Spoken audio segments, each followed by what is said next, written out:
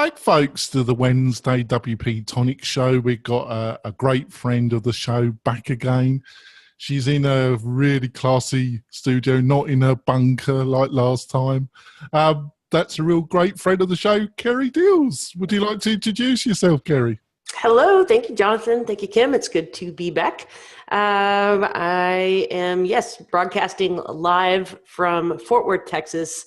And that probably wasn't the introduction you were looking for.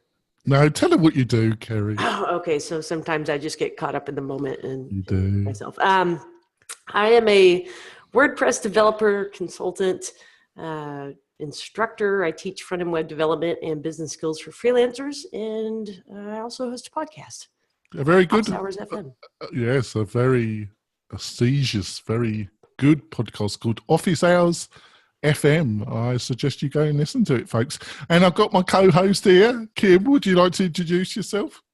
Absolutely. I'm Kim Shivler. I'm a communications and instructional design consultant and instructor. Oh, that's great.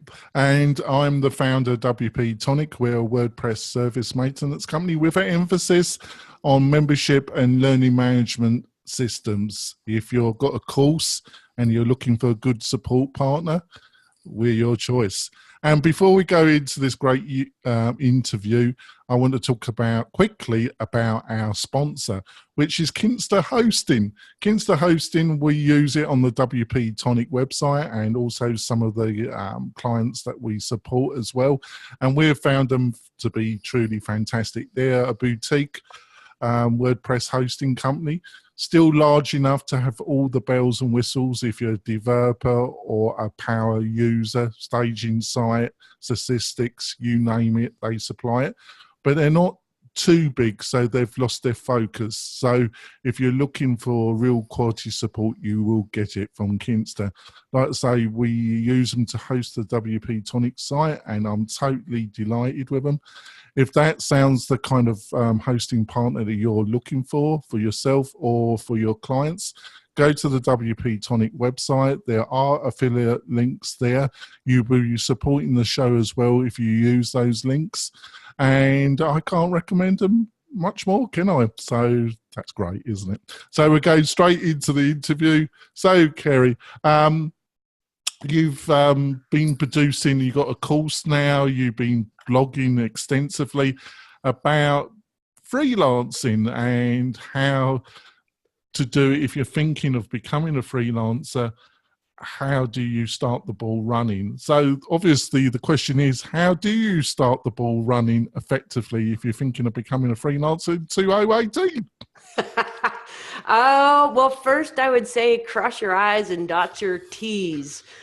So make sure from a legal perspective that wherever you are in the world that you're getting the certificates you need to get or the permits you need to get, and to make sure that you're doing things legally, and also to go out and get a business bank account. And from day one, from the first moment somebody pays you to do something, put that money in a business bank account and not in your personal account, and start off on the right foot in terms of thinking about your business income and expenses as a separate entity from your personal ones.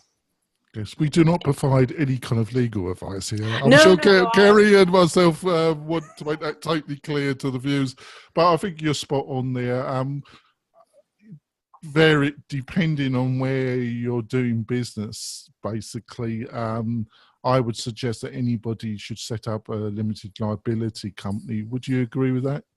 That's how I'm personally established, but again, I'm not an accountant or a lawyer or any of those blah blah blah things. But there, for folks in the U.S., there's the Small Business Administration website actually has like a little kind of goes through and asks you a series of questions, and based on your answers tells you what sort of business formation could be ideal. So either a limited liability or, maybe a C Corp or S Corp.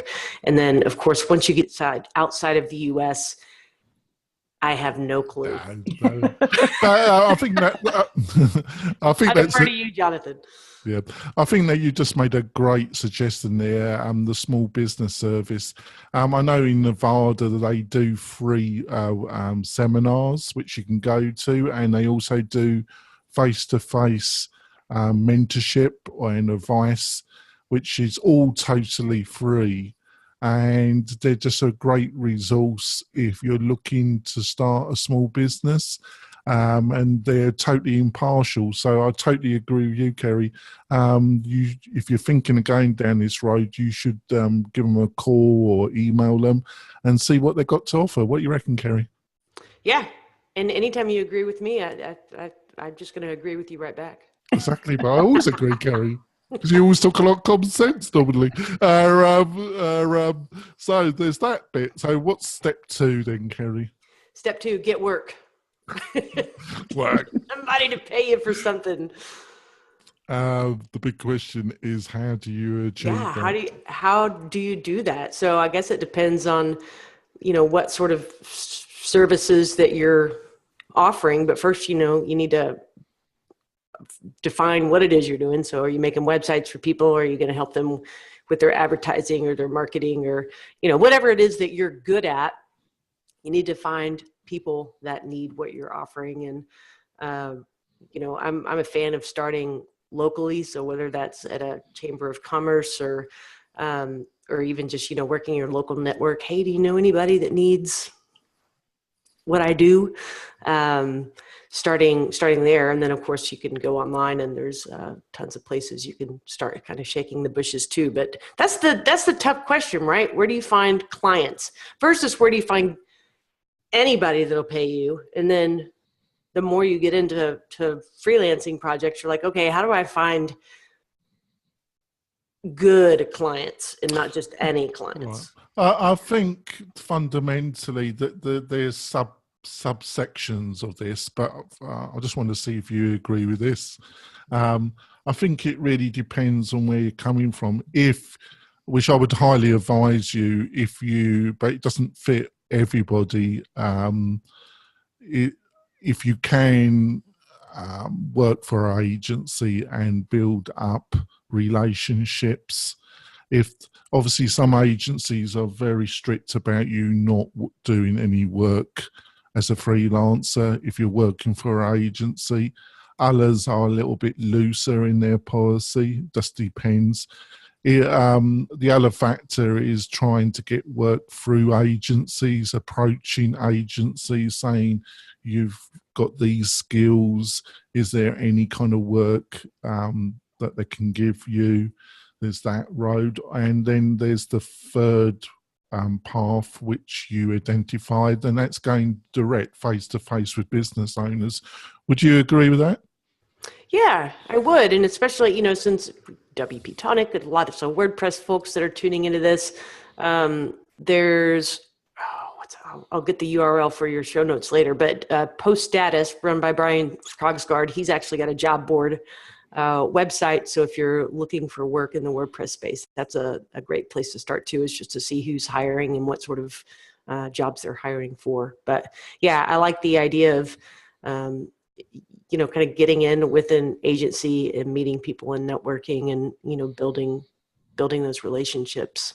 Let's say you have, got your skills to a certain level and you're approaching agencies maybe as a freelancer, as a subcontractor. Have you got any kind of insights, the best methodology, the best way to do that initial contact with them? And should it be based locally, or should you just look at different agencies depending on your skills? I don't think locale matters anymore, especially in this space.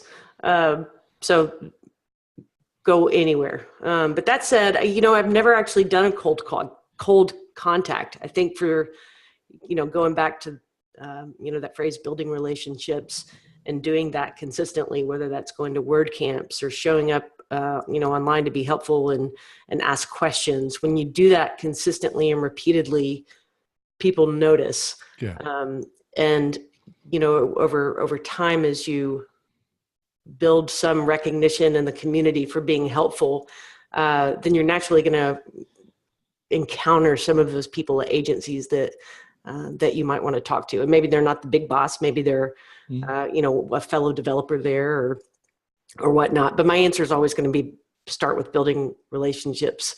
I'm not good at cold calls, so I couldn't even tell you the first. I would do what I'm doing right now, which is stammering. Hire me? So, but what I think you're suggesting is to go to WordCamps, meetups, go to WordPress meetups is a great go. If you're in a reasonably large city, there'd probably be multiple meetups, won't there?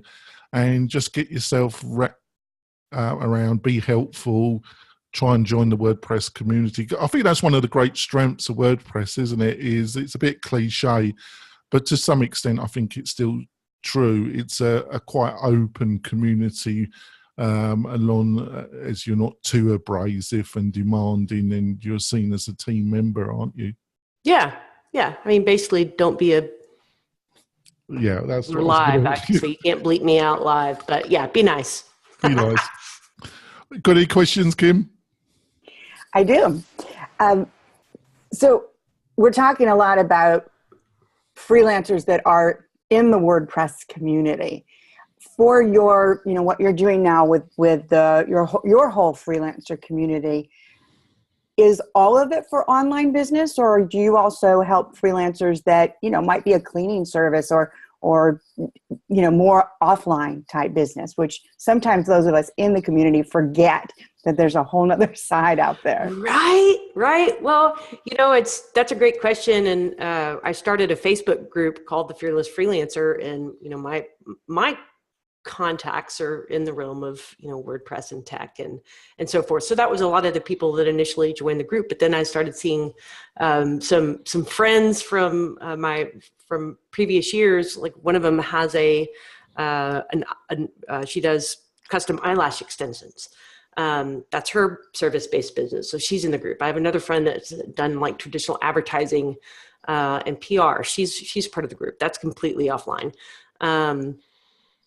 So I think it's maybe for everyone in that sense, online and off. I will kind of throw in the caveat that I'm more comfortable in the realm of freelancing as a service when it comes to products or creating products. That's something I've dabbled in myself, but don't know that I have the true solid footing there to offer much wisdom to other people. Excellent. Well, and those service-based businesses are so critical. I've heard a lot of things thrown around at business meetings about, outsourcing yourself and working on your business, not in your business, et cetera. But the reality is we need those people that actually do the work. If we're going to outsource ourselves, I've got to have my cleaning guy come clean. And he does, and he's great. Exactly. So I love your take there on the service business. For the WordPress group, one of the things I do hear from freelancers who aren't really specialized. So when I was working predominantly in WordPress, I was very specialized. It was all learning management and membership sites, other than a few basic sites, a few basic classes I offered. But one of the things I hear from them is the challenge of when they go to the meetups, et cetera, most of the people they meet there really want everything to be given away for free at that meetup. How do you help them bridge that gap to getting a paid gig from it? Yeah, well, that's, there's a fine line there. And in the terms of a meetup, you're in a limited space in a limited time. And for me, when I'm at the meetup, it's free. I show up to be helpful and to give away information. But I'm also only there for an hour and a half. If you need help beyond that, then we can talk about whether or not that's a paid engagement, or whether or more often than not, it's me just referring them to someone who could be the most helpful based on whatever it is they're needing.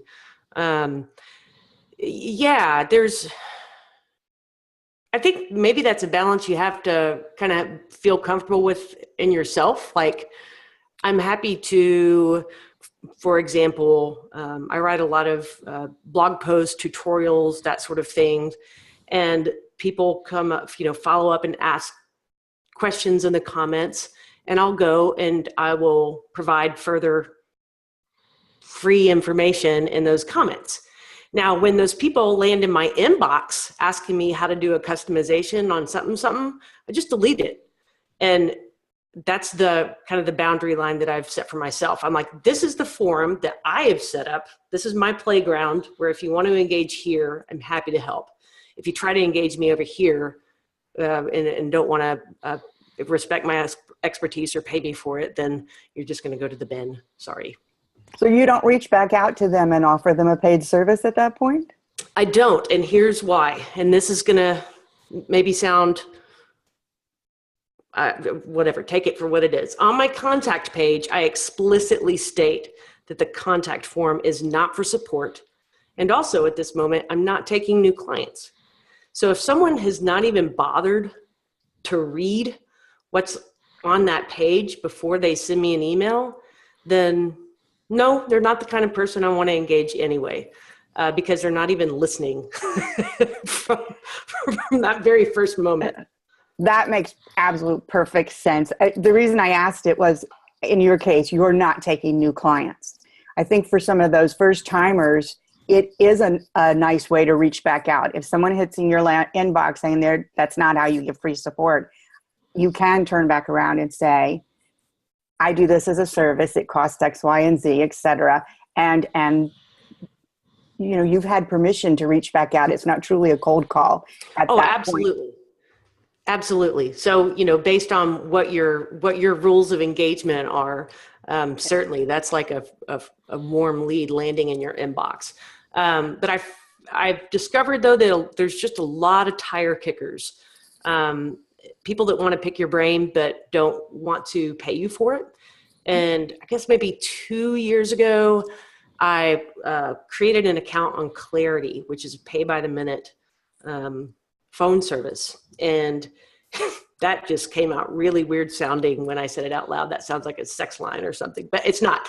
But anyways, you can set your rate. So whether you want your rate to be $20 an hour or $500 an hour, it doesn't matter, but it breaks that down to a per minute cost. And you create your little account on Clarity, and people book calls through Clarity. So they're paying you for your time. So I created that account, and I don't take a ton of calls on there, but I've used that now as my gatekeeper. So if somebody emails me and says, hey, I'm looking for, I wanted to ask what do you think about this, or this? And they write me like 4 paragraphs worth of information. And I'm like, whew, I just shoot them a quick email back, and I'd say, I would love to chat about with you more. Book a call here when it's convenient for you. 95% of those people never book a call. And that's because they don't value it enough to pay for it. And that's fine. And now that saved me the time, because I used to answer all those emails. Oh no. So that's kind of the little barrier that I've put up, and it lets the people who truly want to engage and respect my expertise, they'll hop on a quick 10-minute call, and the others, they'll move on to find somebody else to help for free. Somewhere else. I think that's a good place to have our break, folks, where we'll be back in a few moments, and we'll be continuing this great discussion with a great member of the WordPress community in general, Carrie Dils. We'll be back in a few moments, folks. We're coming back. We've had a great discussion with a great friend of the show, Carrie Dils, and we continue it. So I think that's a great mythology, because like you said, Carrie, there are, not to be disparaging, there is a lot of tire kickers out there.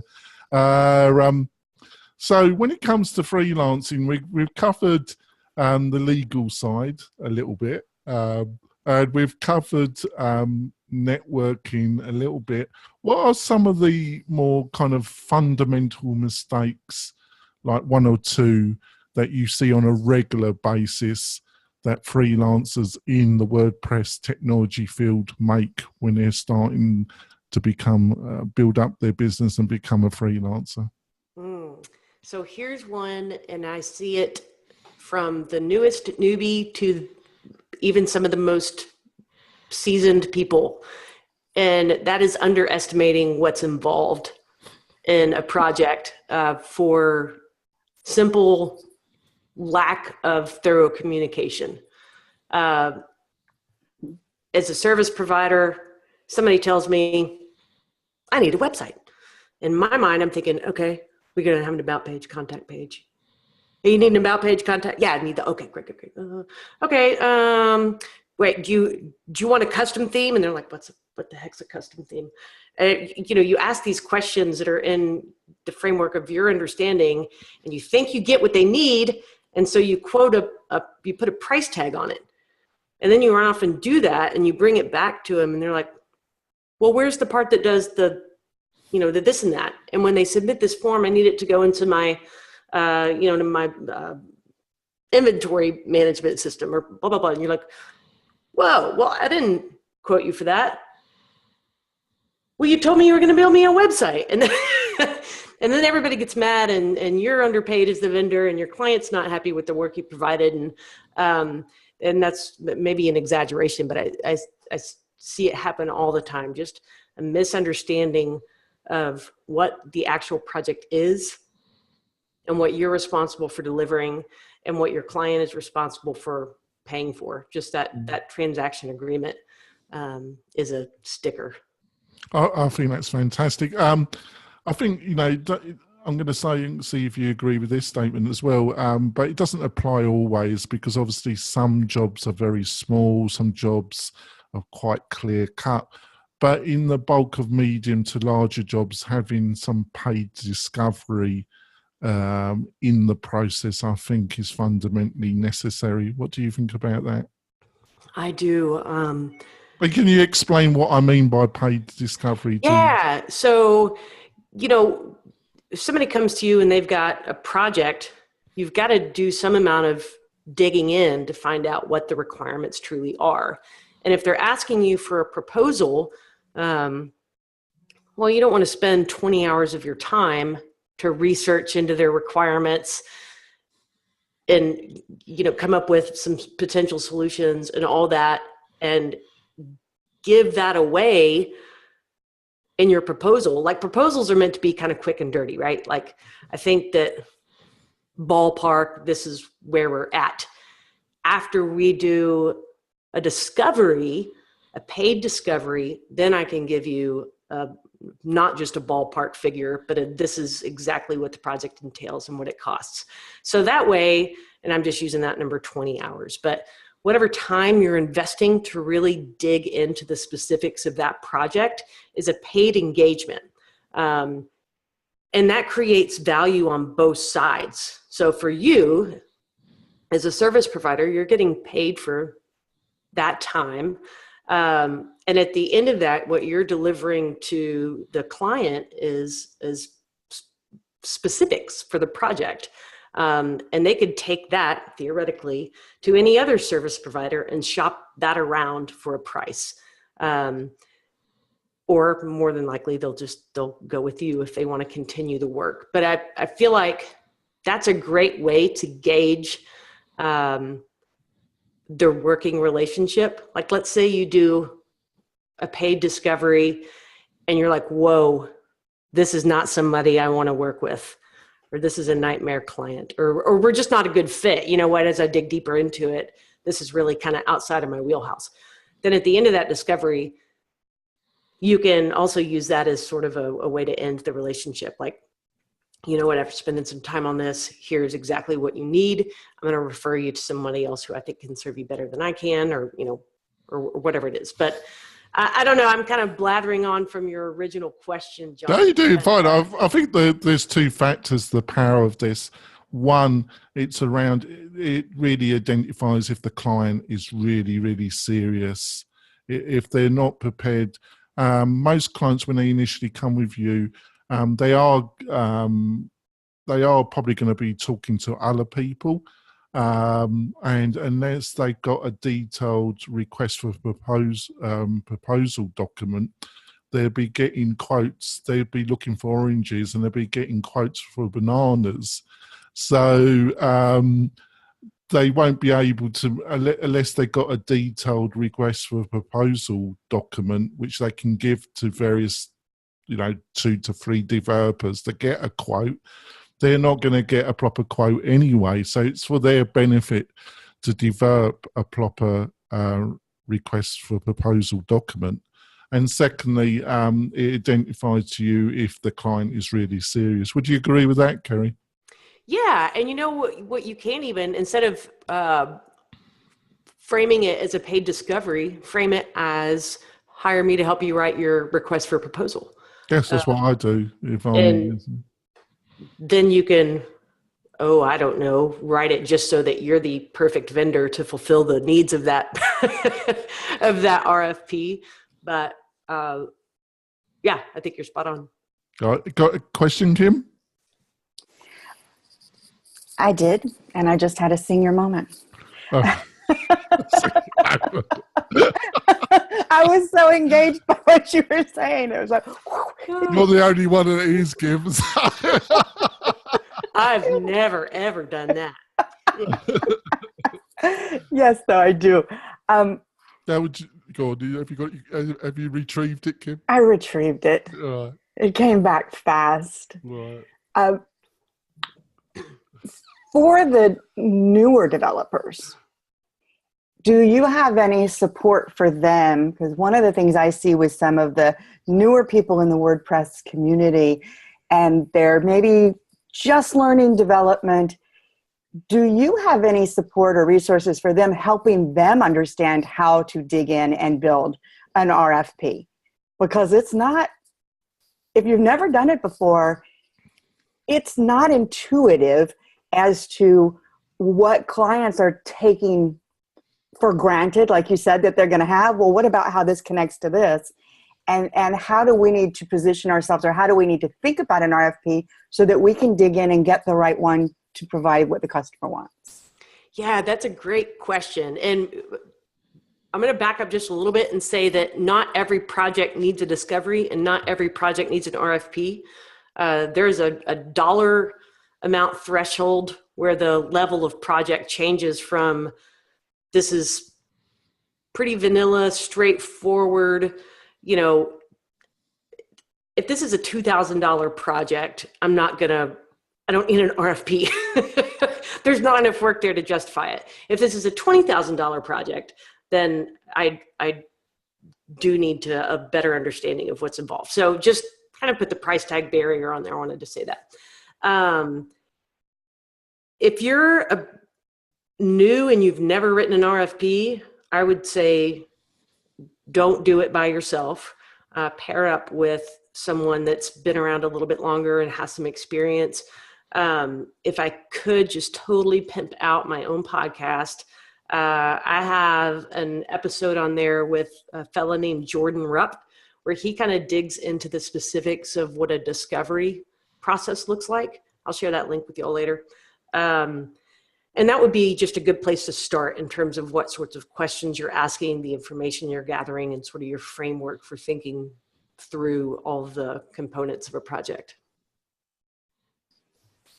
Yeah, please get that link to us, because I just find when I work with new business owners, because I do a lot of coaching, that's some of those things are things they just don't even understand yet. And even with the low cost ones, I would recommend people, maybe it doesn't require an RFP, but I recommend to them to have at least a planning guide that they go through with the customer, so that you make sure that you are at least meeting their needs or understand their needs, so that you don't build that 5-page website and then they ask where the shopping cart is. Exactly. Right. And yeah, I actually just dropped a couple links in your chat there. Thank you so much. Jonathan? Yeah. The way I kind of deal with it is that if it's a certain level of project, I normally have our discussion with them. Either I send them to Kim for a kind of formal hour of discussion, or if it's just me, I record it on Zoom and then share it between me and the client.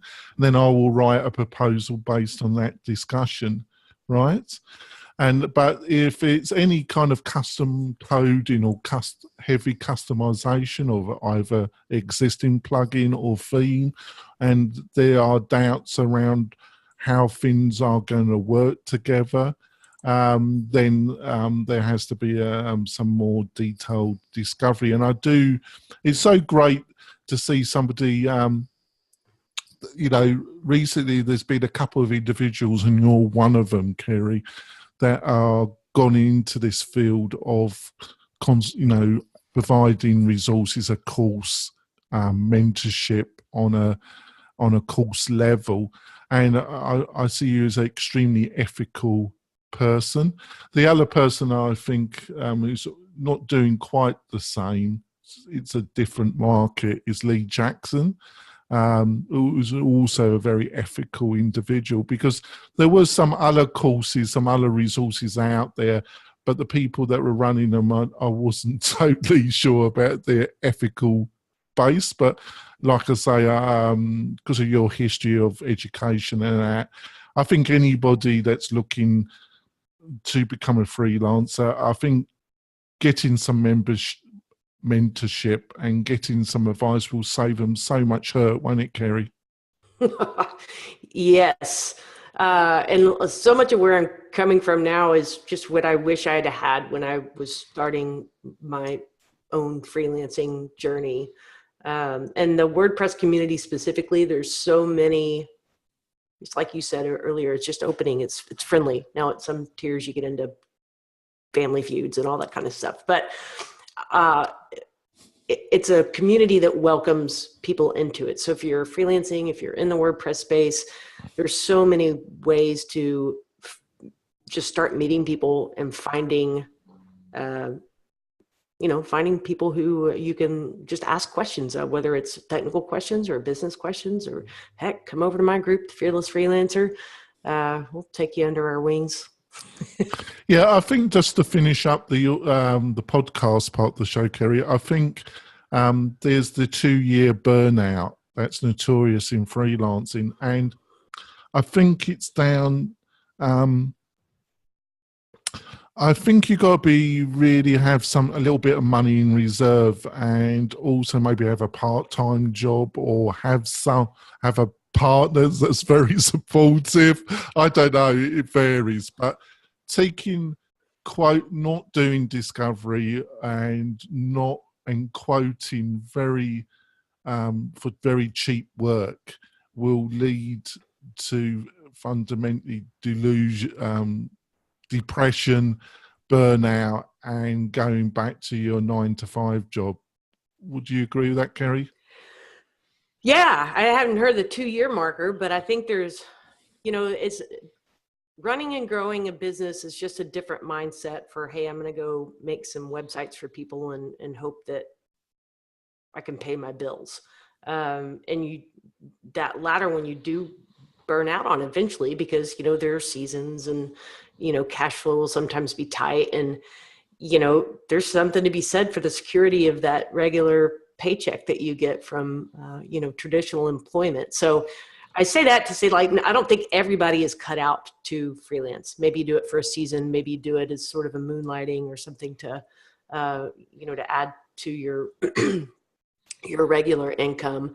But for folks that really want to make a go of it, you're right. There's got to be some growth, because if you stagnate out at that, low cost, low dollar projects, working with clients that don't respect you, that gets old pretty quickly. So I think there's personal development involved with that, to be able to learn how to go after better clients, or learn how to partner up with other people that have different skill sets than you, so that you can maybe offer something a little bit different. I think at any level you can't just stay where you are for too long, or you just get bored and depressed, or delusional. I think you were going to say delusional. Well, I was struggling for the right word. We don't want to be too harsh, do we, Kerry? We're going to finish the podcast part of the show. Kerry's been very generous and said she'll continue the discussion, which you'll be able to see on the website with a full transcription of our interview with Kerry and with my great co-host, Kim. Kerry, how can people find out more about you and what you're up to? Sure.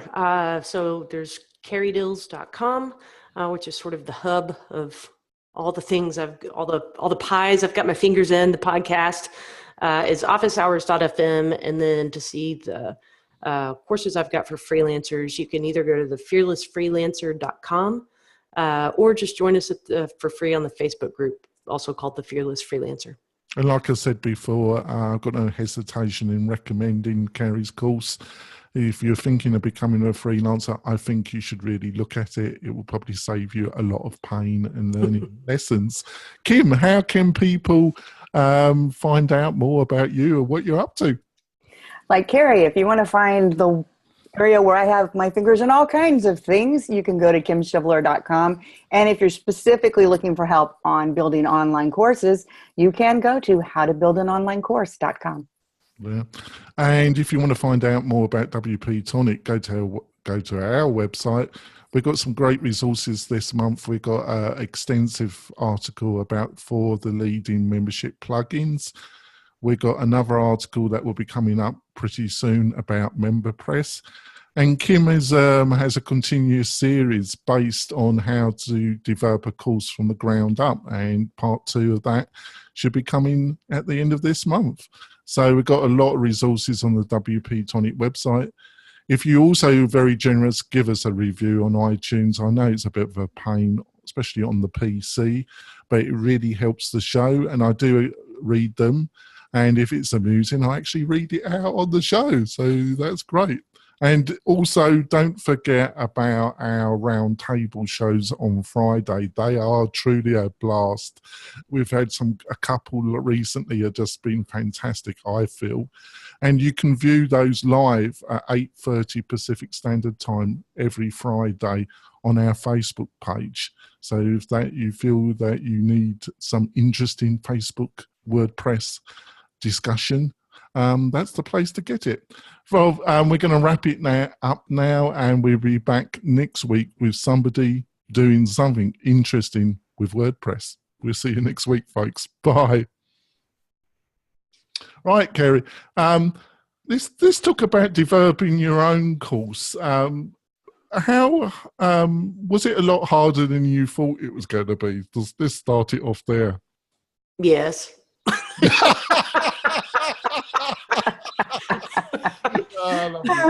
I just love you, Carrie.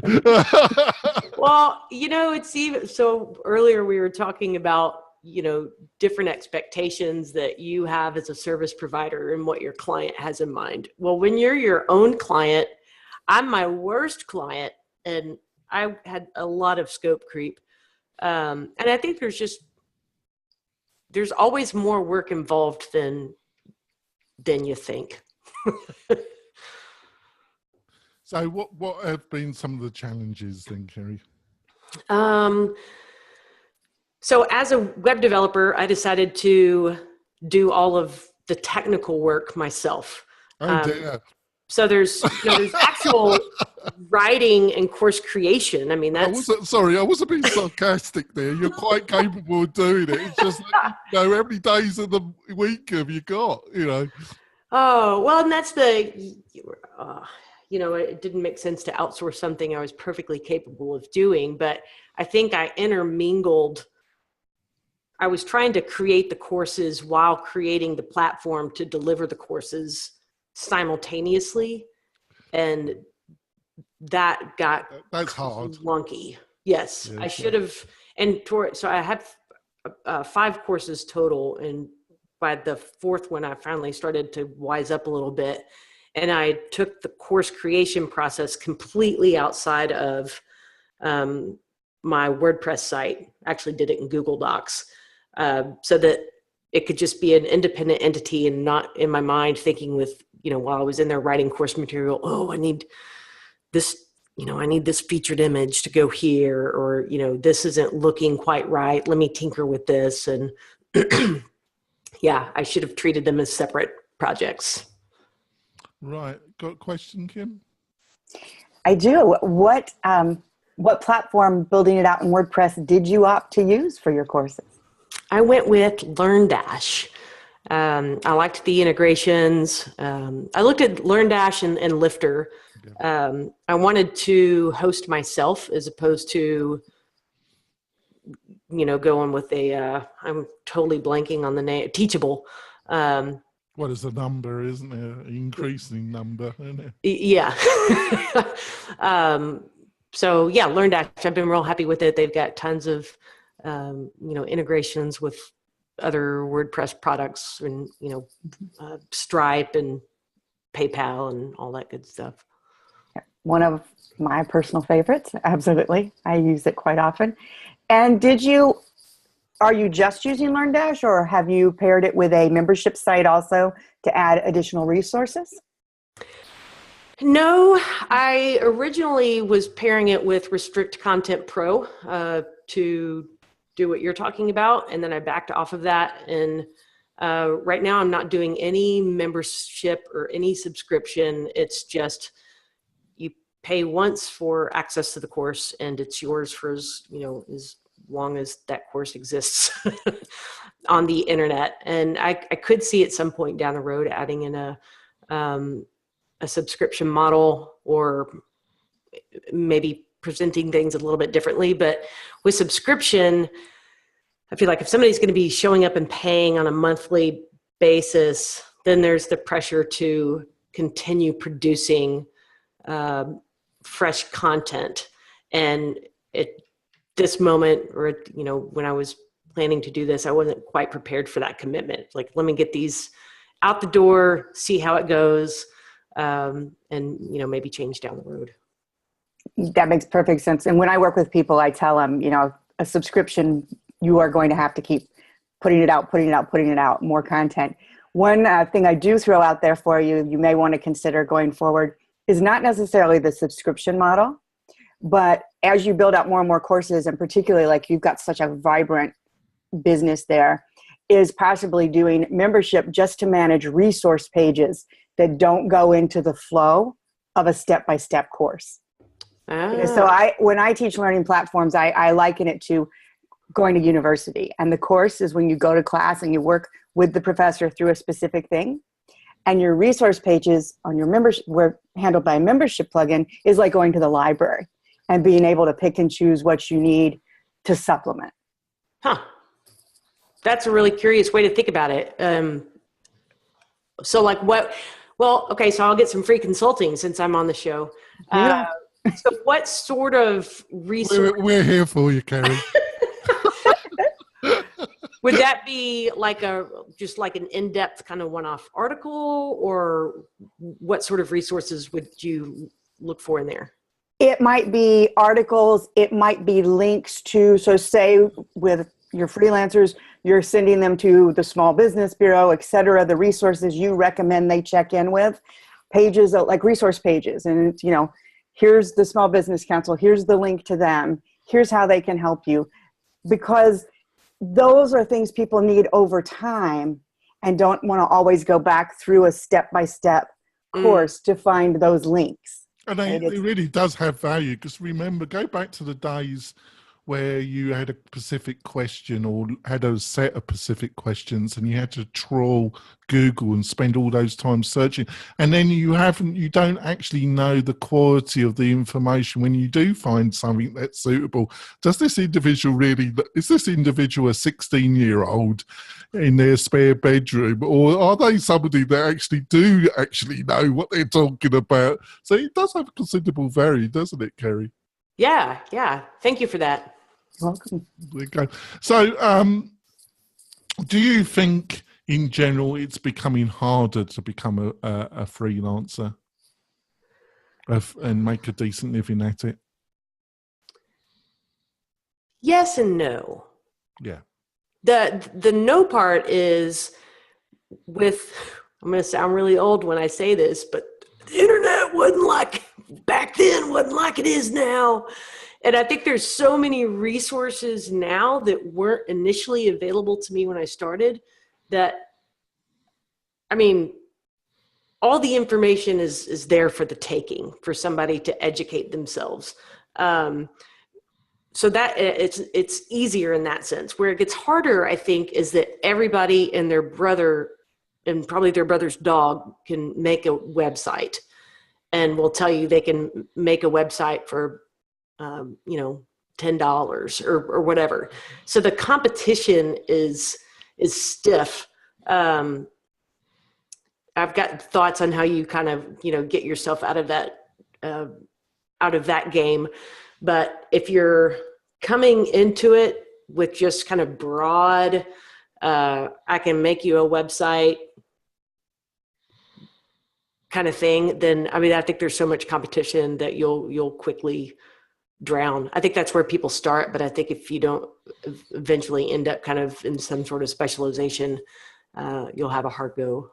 Well, I totally agree with you, but what people don't realise when they're looking at the Wix and the Squarespace adverts, I built my website in 2 hours. It's fantastic photography, all the writing, all the content is already being produced by experts. The photography is superb, and it's not a lie, but it's also a gross delusion as well, isn't it?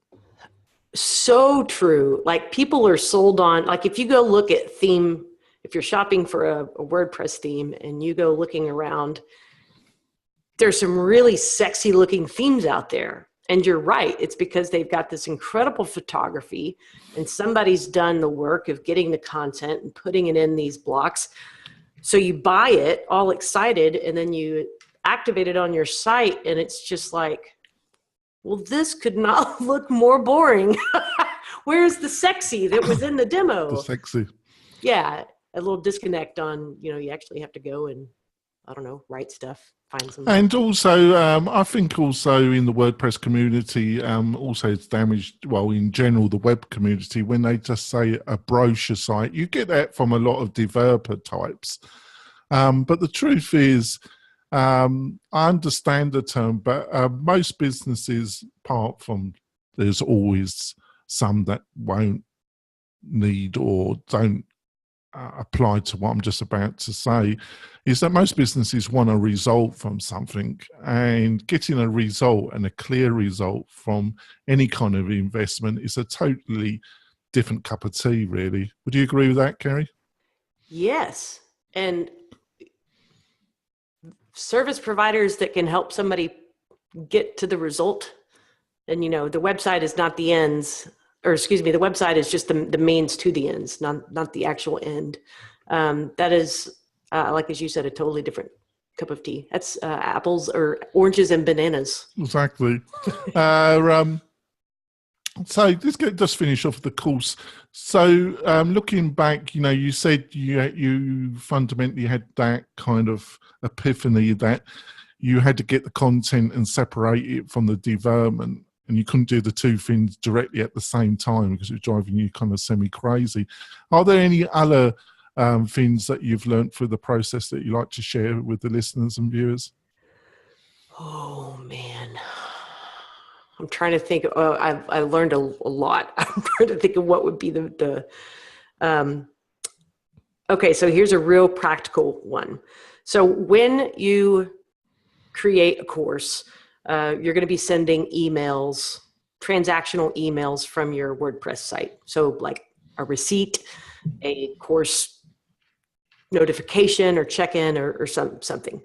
And all by its lonesome self, if you try to send those transactional emails, a lot of them are going to end up in the spam bucket, or they're going to get blocked or somehow fail to reach your person's inbox. I know this, but I forgot this. So I was some days. Oh dear. I was several days into my launch before I realized that I had not put any sort of SMTP helper, I guess you would call it. I can't think of the proper term at the moment. So I went and installed SMTP mailer or something like that, and got SendGrid set up. And okay, so my email started going through. But then a couple days later, somebody said, hey, I tried to reset my password, and like it emailed me, but there was no link in the email to actually go reset my password. And I was like, well, what the heck? So I went and started Googling that, like, what's that problem? And turns out that, well, long story short, the plugin that I was still using SendGrid, but the plugin I was using on WordPress was stripping out some important characters that ended up in that link not showing. So I'm making a really long story out of this, but don't forget to use something like SendGrid and make sure it's connected to your WordPress site so that your students are getting their receipts, they are getting notifications from you. Yeah, that's important, and I miss that. That's great. All right, Carrie, thank you so much for sharing your knowledge and coming on the show. And it's been a delight to interview you again, a true great member of the WordPress community. And we're going to finish off this YouTube section of the show. And like I say, next week we will be discussing with somebody that's doing something interesting with WordPress. We'll see you next week, folks. Bye. Thanks, guys.